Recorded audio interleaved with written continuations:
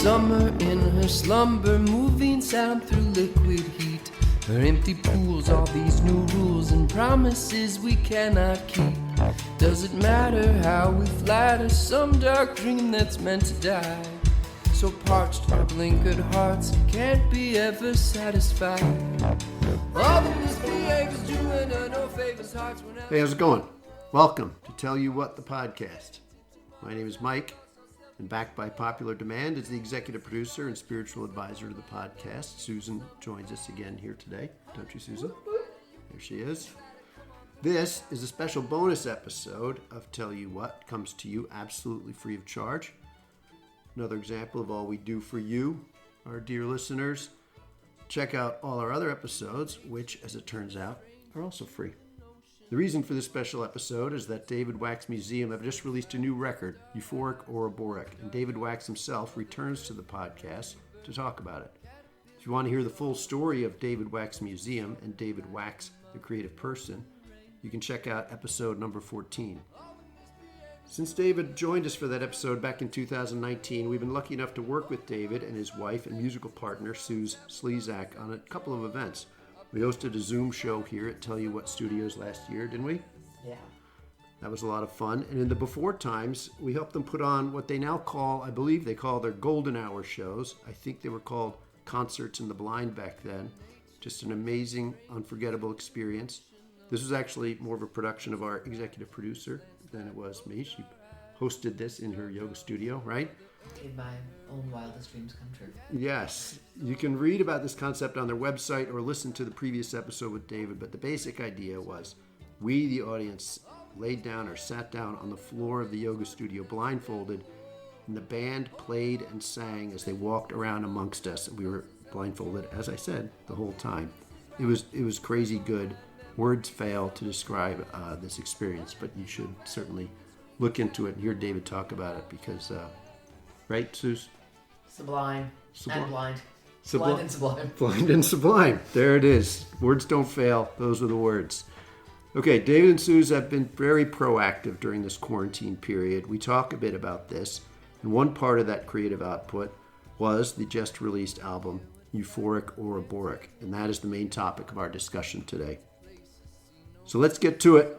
Here's our special bonus, no extra charge, Tell You What discussion with David Wax. Ancient word for songs of birds, ghosts without and ghosts within. All the misbehaviors doing her no favors, hearts were not so down low. Holding on to sorrows fading to tomorrow's after lost our self-control. Our bitterness is right, keeps us up all night, memories of summer. Okay, David Wax, welcome back to Tell You What, the podcast. Thanks for coming back for your second try here. No, my pleasure. Thanks for having me back. Sure. We're going to be talking about your new record, Euphoric Ouroboric, in a minute. But first, did I pronounce that correctly? That was perfect. Right. I heard the hesitation in your voice. It was understandable. It's a weird one, but... Well, I like it. I just want to make sure I got it right. Perfect. But let's first talk about how you approached the last year or so. We were in touch last spring at the beginning of quarantine, right? Tell You What Studios hosted a Zoom show with David Wax Museum, which was awesome, by the way, a lot of fun. But at that point, we were both trying to figure out how to do Zoom music, what live streaming would look like. And you were one of the artists I saw really trying to get out ahead of this thing. And in fact, looking back at old emails, I saw where you said, well, if we're going to be doing this for 18 months, I want to figure this out now. And I was like, what? 18 months? Right? Yeah. But you kind of had this vision of what this might be. And so I just want to ask you about your approach to managing this time. Sure, yeah. I think that it was helpful to quickly reframe what was going on here. And for me, that meant kind of accepting that it was a long term. It wasn't just a couple months. And maybe Suze's brother does disaster preparedness work. So he came to us in February and was like, all right, what's your COVID plan? And he was kind of taking it very seriously, taking it very serious early on. So probably that influence. And I think as I was talking to our team and the booking agent and the manager, and they were like, just how far everything was getting pushed back.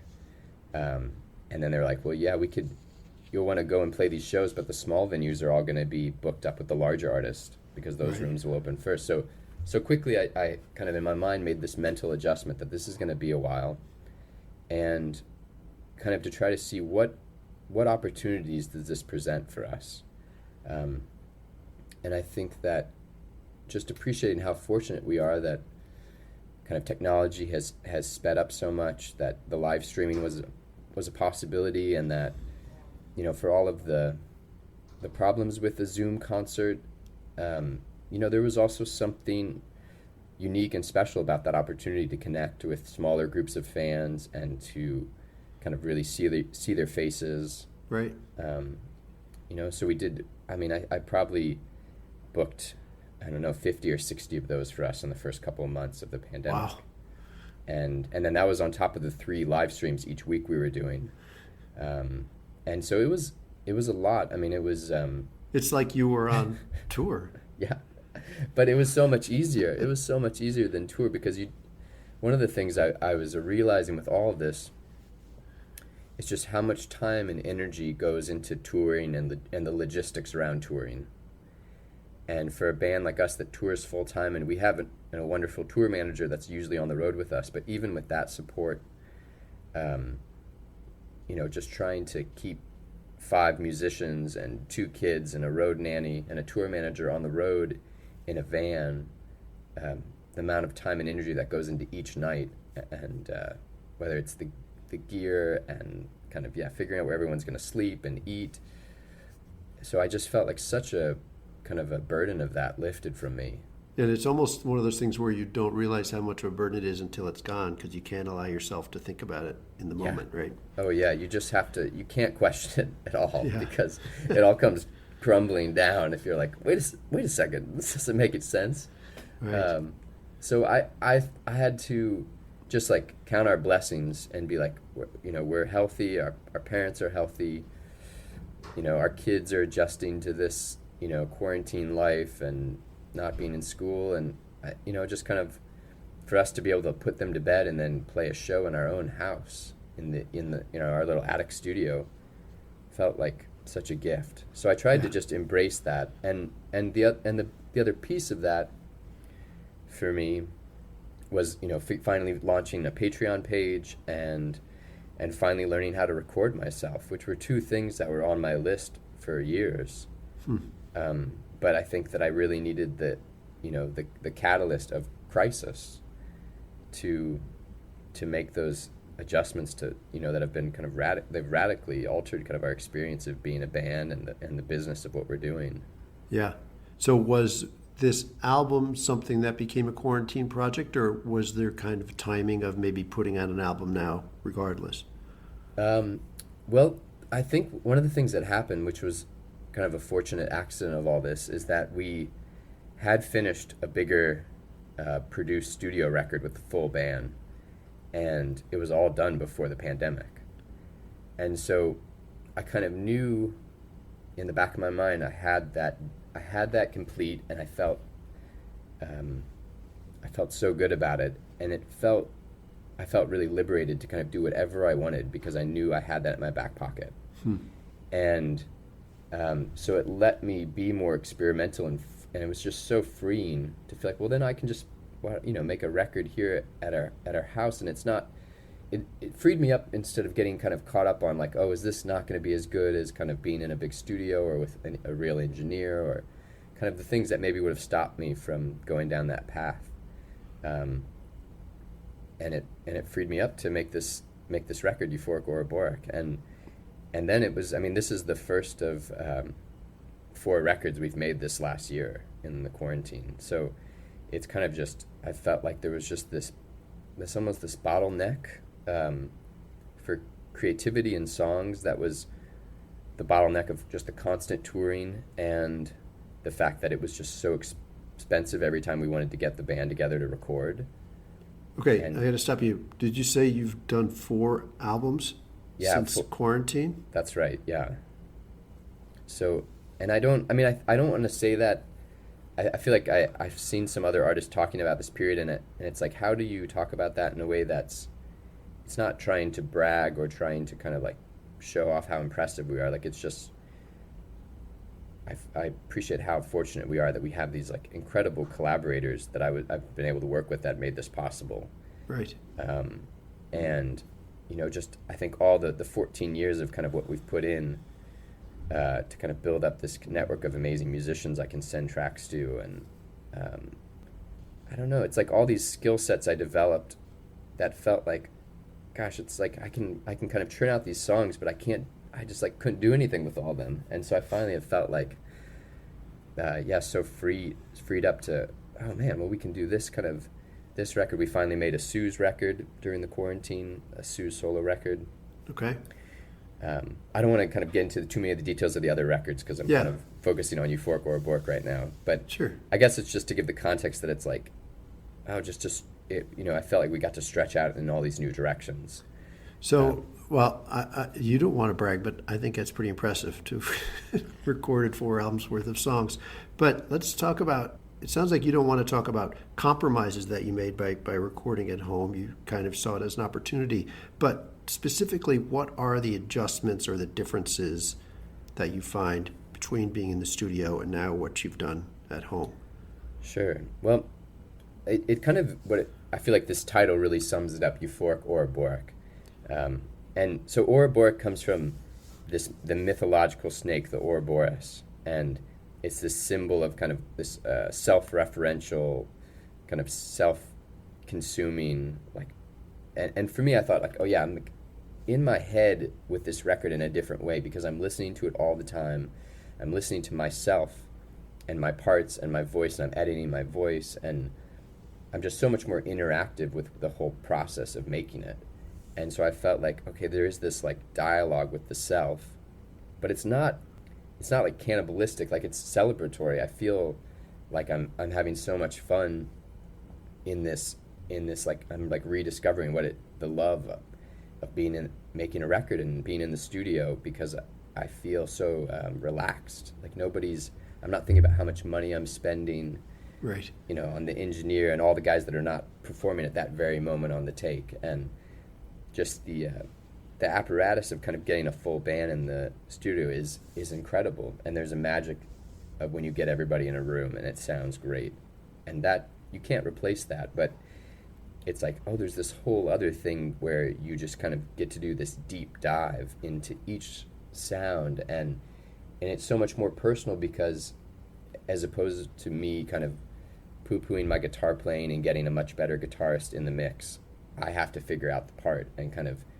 like I'm not a novice, but I'm much more of like a DIY guitarist. Right. And so it just gives everything this character that's like, oh yeah, that's me playing the guitar, that's me doing that weird thing, like that's me trying to harmonize, like I think kind of just embracing that it has this character to it. And I think in a world where, especially what you might hear on the radio, it's kind of like, can we make this thing conform to, or like, how is this song going to work perfect on this playlist and create this mood with all these other songs on, like, I think music, there's a trend that's going towards kind of taking all the rough edges off and polishing things to such a degree that you lose touch with kind of that unique stamp that each person brings to anything they make. Right. Let's talk about it. Let's talk about the album, Euphoric Ouroboric. I hear some of the return maybe to the Mexican folk influences of your earlier work, but at the same time, there's a lot of, and you've referenced this, some like experimental aspects too, right? New directions sonically. So it's an interesting combination of sounds, right? For sure. And I mean, a lot of that is credited to the producer Alex Spiegelman, who's been a longtime collaborator of ours since our early days in Boston. And realizing we're doing this remotely, we're not all in the same room. Like you could kind of fight against that, or you could embrace that and be like, all right, these songs are going to start with Alex sending me some weird programmed drum loop that he makes that's just like the unique Alec loop that only he would think to make. And I'll play to that, and then I start playing to it, and I fall in love with the loop he's built. And then later we'll add a drummer, but we're like, oh man, there was something so magical about that artificial beat that he'd made earlier. And so we would start bringing the two together and kind of how can we make the artificial beat breathe and how can we make the real drummer sound a little more artificial. And so it was this really fun push and pull of man and machine as we were kind of building the rhythm that would underlay the tracks. Right. And kind of feeling like that's in the spirit of what we're doing here, that we're making folk music, but we're doing it electronically. We're doing it on computers from all parts of the globe. Let's not pretend that it's something different. Yeah, that's interesting. Let's talk about a few of the songs if we can. I want to start with Keep Your Light Steady. First of all, this has some of those experimental touches. Maybe you were talking about the vocals are manipulated here, among other things, right? Yep. But I think I read an interesting origin story of this. When I heard the song, when I listened to it as a love song, some of the lyrics, if you go down, I will follow, that kind of thing. But from what I read, you said the idea for this comes from something else, from your work with Livingston Taylor. Do I have that right? Yeah, that's correct. And it was fun. I just got to connect with Livingston the other day again. It'd been a little while. And he's just such a great career kind of coach in a way for a lot of young musicians. Okay. He's on the faculty at Berkeley now, I think. Is that right? Yeah, and he was at Harvard when I was there as like an artist in residence. And so I'd gotten steered towards him once people knew I was interested in songwriting. So we would hang out in college, and I'd play what I was working on, and he would kind of heavily critique me. But in a great, like sometimes I've just always been someone that was just so hungry for someone to tell me I was wrong and like tell me how to make it better, and he was so good at that. Yeah. And so he was giving me this advice about like, well, what are we doing here? Like, why are you making music? Like, what's, and his answer is like, you're trying to uplift people, like, and raise the human condition. And he kind of like gave me this like it's almost like preparing to go out into battle, and your like general is giving you a pep talk, and he's like, it's bleak out there. Like, you're out in the middle of the ocean, and you're just trying to send this signal out there, and you're trying to connect with people, and you're trying to kind of find people that can help you get this music out to more people. And he kept kind of talking about this image of being stranded in sea and broadcasting a light out, and that really stayed with me. And so I started writing this song shortly after that conversation. When the skyline fades out, you're heavy with the doubt, and hope is slipping away. Don't despair, I'll find you out there. Lift your head above the waves. Keep your light steady. Keep your heart full. 'Cause I'm gonna find you. Yeah, I'm gonna pull you out of the darkness. Give me your hands if they're cold. The long night behind us, a head shining gold. But if you want to hear it as a love song, that's okay too.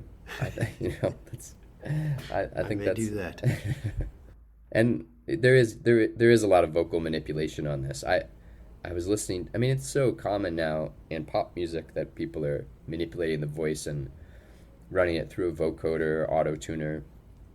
And, that's something we've stayed away from as primarily a band coming from the folk world. But I think that there is something really powerful about what happens when you start going down that world of vocal manipulation, and you sing differently and you listen to the voice differently, and you and some of it's in that same spirit of like embracing the artifice of all this. Yeah. So you're talking about not just manipulating the vocals after the fact, but thinking about what the sound is going to be as you're singing it. Exactly. Yeah, it's interesting. Let's talk about the song Juniper Jones. This is a peppy, poppy song. It has a great sound all around. Lyrically, I hear this song as like a song of encouragement, maybe from a parent's perspective.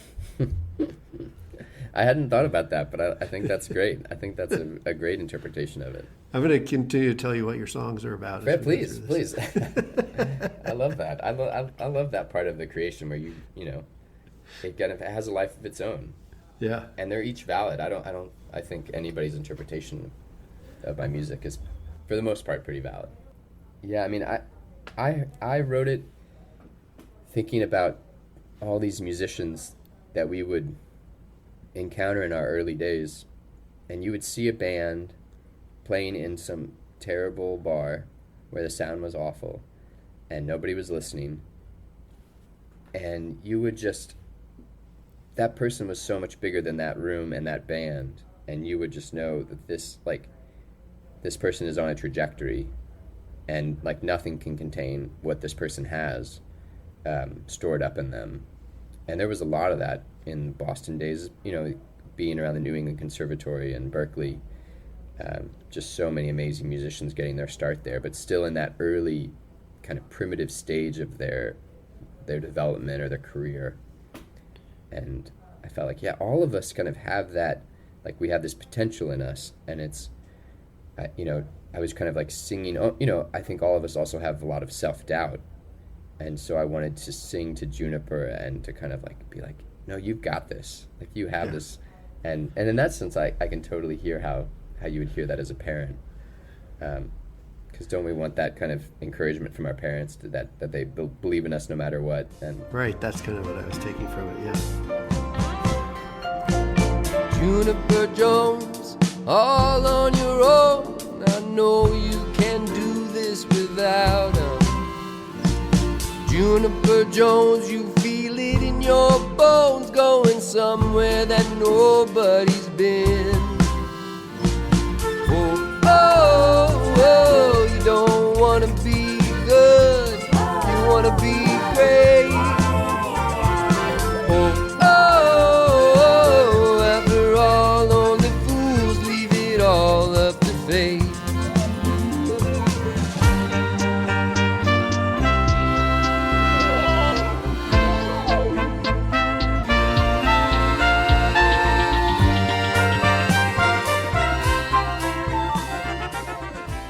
Let's talk about pattern of mind. I get like a South American vibe on this one. Great rhythms here. Mm-hmm. This song in particular stands out to me as a quarantine song. Yeah. Right? Oh, yeah. Maybe because one positive aspect of quarantine for me was the chance to work on my meditation practice, and the lyrics here kind of make me think about those concepts. Mm-hmm. And relatedly, kind of some maybe the mental health issues that faced some of us during quarantine. Mm-hmm. Yeah, that's all there very presently. I mean, I think something I became aware of very quickly with quarantine and the ending of all of our tours and not going out was just how much of I guess I should talk personally here, is how much my own personal way of coping is kind of that constant movement and constant stimulation. And, you know, like any time that you'd get into a mental rut, you're like, well, I know I'm feeling that way about it right now, but tomorrow we're going to like be out on the road in a new city and it's going to look really differently. Right. And you kind of use that as a crutch, I think. I think it can be a healthy thing too, but I think sometimes there's the crutch of that to be like, well, what's actually going on? Like, what are your deep kind of issues and the ruts that you keep coming back in your mind, regardless of kind of what you distract yourself with. And I think I certainly had to contend with that in a much, you know, more honest way in stasis like this. And so that was very present when I was working on those lyrics. Yeah, and the sound of the song is just great. I have to say that. It really is a great combination of kind of that, the message you're trying to get across, but it's placed in this bed of really fun kind of rhythms, right? Yeah, and I mean, I thought a lot about that when we were building the song and when I was writing it, to be like, well, you know, I sometimes have, you know, just a desire as a songwriter to mix it up where you're like, okay, there's got to be a verse, and then I've got to change it up for a chorus, and then a post-chorus and a bridge, and I was like, well, that's not what this song is about at all. This song is about just churning on the same rut the same pattern in your brain. And so this is going to be a very repetitive song. So how can we sustain that? How do we mirror that in the vocal delivery and the way that there's the delay through a vocoder on my voice that's repeating the lines again and again? And how do we keep the track pulsing and humming over that? And then, of course, like you kind of, for us, it's so naturally goes into a Latin rhythm because of kind of my background in studying that music and loving that music. And Alec is such a versatile horn player, so he, living in Brooklyn, hearing like the sounds of like banda music and merengue music outside his street, was kind of like heard these pulsing rhythms and these horn lines in his neighborhood, and so that inspired the horn arrangement on there.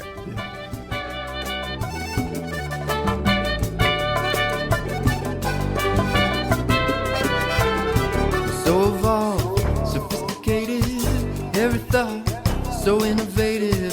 We think we've got it figured out. Standing so tall, I have my doubts. Let our guard down, here's what we find. Back in the pattern of mind. We think we see, but we are blind. Just a pattern of mind. Pattern of mind, going forward in rewind. Pattern of mind, around our ankle it wraps its vine.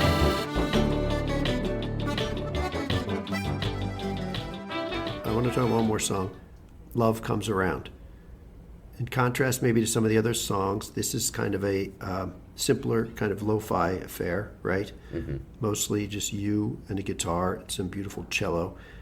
This seems like maybe the song that wouldn't have happened this way in a studio, right? It came out just wonderfully. Thank you. Yeah, I think I was hesitant at first to approach it like this. Alec really encouraged me to just spend the time learning the song slowly, because I'd just written it, maybe the week before we recorded it. Okay. And so to kind of really spend the time learning it so that I could perform it all in one take and get the vocal and the guitar playing together, because there's just there's something about the way you sing that's different when you're playing an instrument. Right. I think sometimes you get removed from that when we kind of isolate the vocal and come back and do the vocal later.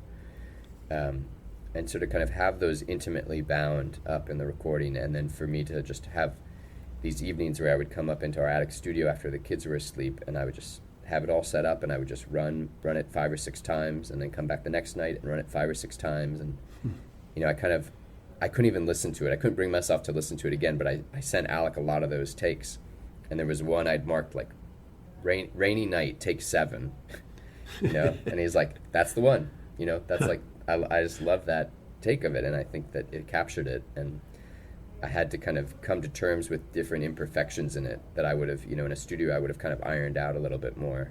Right. Yeah, well, it comes across and it works really well. Thank you.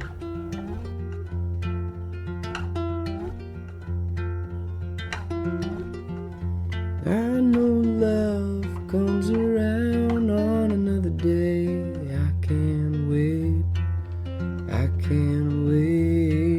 I know love comes around on another day. I'm not gonna go away. I can wait a whole lifetime, babe. Don't you worry, don't you fret. I don't have any regret. You may be mad, but it'll pass. I'm gonna love you till your love comes back.